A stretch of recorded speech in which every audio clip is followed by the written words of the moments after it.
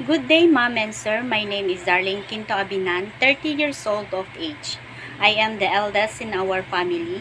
I am from Cagayan Valley, Philippines. I am married, having a daughter. She is already 3 years old now. My educational attainment is college level. My first working experience here in the Philippines is take care of an adult having autism due to laundry, ironing, and cleaning the house. And my second experience is I work in a Filipino-Chinese family having a two kids aged 4 years old and 7 years old. My main duties is take care of them, attend their needs, and send them to school.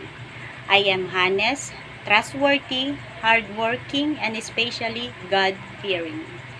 I want to work overseas because I wanted to save some money for educations of my daughter for a better future. If you choose me, ma'am, I will assure you I will do my very best to serve you the best I can, and I will treat your kids as my own.